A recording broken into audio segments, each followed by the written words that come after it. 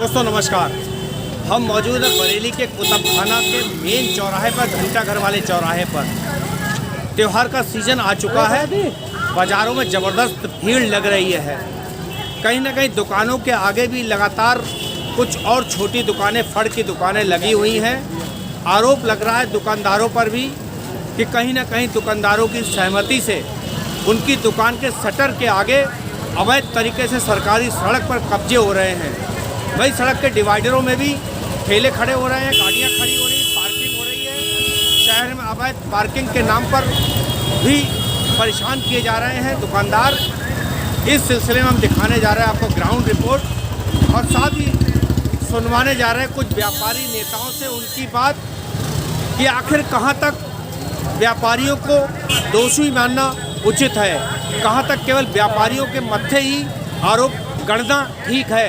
क्या कहते हैं इस मुद्दे पर व्यापारी नेता, सुनते हैं उनकी भी बात। जुड़िए हमसे, देखते रहिए गंभीर न्यूज़। मुख्य चौराहा कुतुबखाना, जहाँ पर 4 पहिया वाहनों को प्रतिबंधित कर रखा है, लेकिन उसका हाल भी मैं आपको दिखा रहा हूँ कैमरे की नज़र से। और देख रहा है कि किस तरह की एम्बुलेंस आ रही है और किस तरीके से गाड़ियाँ इस चौराहे पर फंस जाती हैं, वो नज़ारा भी आप देख रहे होंगे। मेन चौराहे घंटा घर के सामने पार्किंग। दोस्तों नमस्कार। हम मौजूद हैं शाहमदगंज में व्यापार मंडल के कार्यालय में, और मेरे कैमरे की नज़र में देख रहे होंगे राजेंद्र गुप्ता, राजेश जसोरिया, मनमोहन सब्बरवाल समेत तमाम बड़े व्यापारी नेता यहाँ पर मौजूद हैं। इस बैठक में एक खास आयोजन होना है। तब तक हम बात करते हैं खास मुद्दे पर कि शहर में अतिक्रमण के नाम पर जाम लग रहे हैं। कहीं ना कहीं व्यापारियों पर लोग उंगलियां उठाने लगते हैं कि दुकानदार ही अपनी दुकानें सड़क की तरफ बढ़ा लेते हैं, और उनकी दुकान के बाहर जो ठेले वाले, फड़ वाले, रिक्शे वाले खड़े होते हैं उनसे मना भी नहीं करते। कहीं ना कहीं व्यापारी उत्तरदायी है शहर में लगने वाले जाम के लिए। इस मुद्दे पर क्या कहते हैं ये व्यापारी नेता, आइए सुनते हैं इनकी बात। जुड़े रहिए हमसे, देखते रहिए हमारी खास रिपोर्ट। जी, राजेंद्र गुप्ता, महानगर अध्यक्ष, उत्तर प्रदेश उद्योग व्यापार मंडल। ये आपका मुद्दा बहुत समसामयिक मुद्दा है, और अगर हम बहुत ही विहंगम दृष्टि से पूरे शहर को, महानगर को दृष्टिपात करें तो हमें भी ये लगता है, क्योंकि हम भी एक शहरी हैं, हमें भी लगता है कि हम स्कूटर से निकलें या पैदल निकलें या अपनी बाइक लेकर के निकलें या अपनी कार लेकर के निकलें, जिस वाहन से भी निकलेंगे तब भी हम उस वाहन से लेकर के उसमें कहीं ना कहीं जाम में, अतिक्रमण में फंस जाएंगे। क्योंकि शहर हमारा संकुचित हुआ है।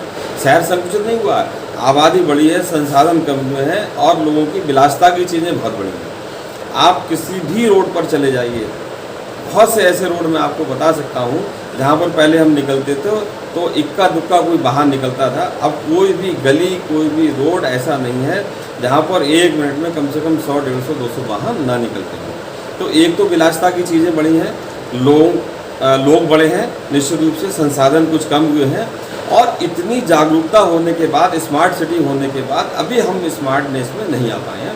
और ये पक्ष मैं दोनों तरफ से कहूँगा, एज ए शहरी होने के नाते भी मैं कहूँगा कि हम शहरियों की भी गलती है, और व्यापारियों का प्रतिनिधि होने के नाते मैं अपने कुछ दुकानदार भाइयों की भी गलती ठहराऊँगा। कहीं कहीं पर अतिक्रमण के नाम पर हम अपनी दुकान को ज़्यादा बाहर कर लेते हैं। हमें भी एक जिम्मेवार शहरी होने का प्रमाण देना पड़ेगा, और हम अपनी दुकान को अपनी सीमा के अंदर रखें, और नागरिक होने के नाते हम अपने संसाधनों का कम उपयोग करें। राजकुमार अग्रवाल, जिला अध्यक्ष। सर, क्या कहना चाहेंगे इस संबंध में? क्या वाकई भाई साहब, ये त्योहार पे दुकानें तो हर साल बढ़ती थी, अब की जाम क्यों लग रहे हैं? पूरे शहर की सड़कें खोद के डाल दी हैं, लंबे लंबे गड्ढे कर लिए हैं। हम 7 महीने से कह रहे हैं डीएम साहब से मीटिंगों में कि भैया गड्ढे भरवा दो, उन्हें चिंता ही नहीं है। कभी पाइपलाइन टूटी जा रही है, कभी पानी की लाइन टूटी जा रही है, कभी कुछ टूटा जा रहा है, कोई प्रोत्साहन नहीं है। वास्तव में देखा है तो इनका चालान तो नगर निगम का होना चाहिए। ये सड़कें क्यों टूटी हुई हैं, क्यों नहीं बनवाई जा रही है? व्यापारी हर साल दुकान लगाता, खास बात क्या हो गई? श्याम मिठवानी, जिला महामंत्री। मैं जिस तरीके से कोरोना के बाद सोशल डिस्टेंसिंग का रूल आया, तो उसके बाद लगातार जो वाहनों की बिक्री है, नए वाहनों की बिक्री बहुत तेज़ी से बढ़ रही है। अब जब वाहन बिकेगा तो वो उतरेगा तो सड़कों पे ही, और सड़कों की इस समय बरेली की सड़कों की हालत तो बहुत ही ज़्यादा ख़राब है। एक बहुत बड़ा कारण जाम का ये भी है, बाकी हमारा कोई दुकानदार अतिक्रमण नहीं कर रहा। जुगन सुखानी, वरिष्ठ मंत्री, उत्तर प्रदेश उद्योग व्यापार मंडल। मैं डेलापीर की तरफ से अक्सर आना जाना मेरा रहता है।